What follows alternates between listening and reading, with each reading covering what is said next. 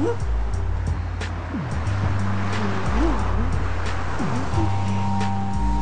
me. Hey, excuse me, sir. Hey, where are you? I'm Ugoda. I'm Chloe.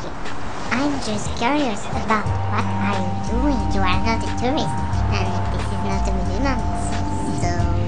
Oh, I'm taking photo of this garbage, this recycling bins, and I'm working on climate change. I'm traveling in Europe and Asia. Yes, So great. this is part of the problem with climate. You have to recycle bins to avoid too much climate change. Yeah, once again, one of these human beings that I love. Can I ask you more questions about this? Oh yes, normally it's me who asks a question because it's my job, but yeah, okay, I can follow you. Okay, grab my antenna, take a deep breath, and don't panic.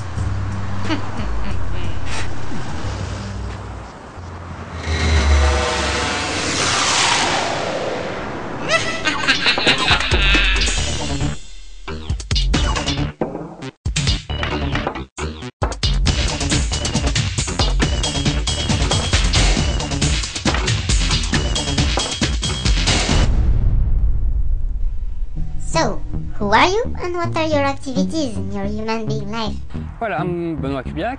I'm actually traveling since 2 months this year, and I was traveling 8 months last year in Europe and Middle East. So I meet people along my travel, like now in Bulgaria, and I try to make some reports about climate change. Why did you choose all these territories that your peers who used to call Europa and Asia? Well, I chose Europe and Asia because I don't want to fly. It's too much CO2 emission when you are flying, so I prefer not to use fly. And also I prefer to take some times in every place where I can meet people. How and why did you choose the theme of climate change? Climate change is a big subject. You can talk about a lot of subjects in this. You can talk about climate refugees, about waste management, about energy, how to save energy, renewable energy. So I think it's a big subject, and it's very interesting to see all the different aspects of climate change. And how do you find the situation here in Bulgaria? I think Bulgaria is in the middle, you know. I was in India, I was also in Albania or Romania. And for example, waste management I think is a little bit better here in Bulgaria than in other countries. There is still a lot of work to be done here in this country. Maybe it's about the past of communism time. People was used to have not too much liberty. So now when they want to make something, it takes more time, and also it's not so developing. I mean, if you compare to France, Germany or Switzerland, you don't have so much finance from the state or local communities, so you are waiting for money coming from Europe. So it's a big project to write all these papers and to try to make transnational projects. How human beings can encourage changes for the environmental situation here? I'm making articles, press articles, photos, videos, text on my website and also for newspaper or other websites. And I think that with this article I can spread the message of this project here in Bulgaria. For example, I visit an ecological center in Vlai, which is in the south part of Bulgaria. It's managed by volunteers from all over the world and also by a local NGO, which is based in Sofia. And this project is very interesting. So it's good for Bulgarians to say that this project is very nice and they have to be proud of this. And for people outside of Bulgaria, it's very interesting to know that this project can be linked with other projects in France, in Europe or everywhere in the world. And between different human beings' territories that you visited near Bulgaria, did you notice a lot of difference concerning ecology? Yeah, there is some difference. First, we can see that we are in Europe because you can see on the streets you have different bins to recycle papers, plastic or glass. So you see that you are in Europe because this is a European level for directive. But I was just coming from Romania, and in Romania you can see waste everywhere. I was in the Danube Delta just before coming here, and even in the Danube Delta you can see bottle of wine or plastic bottles everywhere.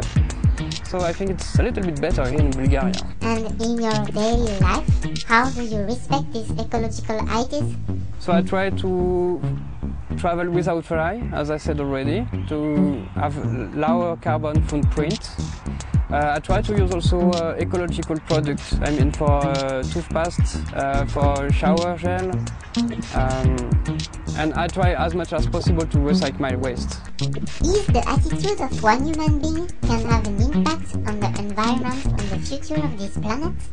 You can't say that one person has no impact, because in your daily life you can waste a lot of energy, a lot of water, and you can buy a lot of stuff and make a lot of packaging everywhere in the nature. So yes, by your daily life you have an action, and it's important to try to be much more ecological. Since I start to travel, I meet a lot of organizations, and I think which is much more important is to have a collective action. If you are concerned by ecology, you can't stay alone. You have to meet someone, to make a group, and because it's much more powerful when you're acting as a group. Do you think that this planet has infinite resources? Yes, this planet has limited resources. Actually, if you compare the level of life from European people and from people from India, for example, we are consuming too much. That means if every people on the earth was consuming like people from France and from Europe, we need something like 8 or 10 planets. Climate is already changing. But if we want to limit the impact of climate change, we just have 100 months to try to limit that. Because after that, it's a tipping point. And after this point, we don't know what can happen with the climate. Are you afraid about the future of this planet? Actually, I'm much more pessimistic than I was last year when I started this project. There is people all over the world who are acting against climate change, but every time it's just small groups, small action, local action, and I don't see a lot of national politics or a lot of big action. We can really make a change, and so we have to make something different very fast, and for the moment I don't see this change. What's your plan for now? Well, my plan is to continue my travel to Asia. I want to compare action in Europe and Asia because it's two different cultures. And I have another big project which is try to make a documentary in India with coal power plant. My boss and I have developed two kinds of fuel energy for our spaceship. The first one is based on grass oil and grape seed, and the other one, made with only chocolate, is still in process. So, what do you think about this? If there is chocolate, I think it's going to be very good. Bon voyage pour ton aventure sur cette planète. Thank you, and good luck for your mission.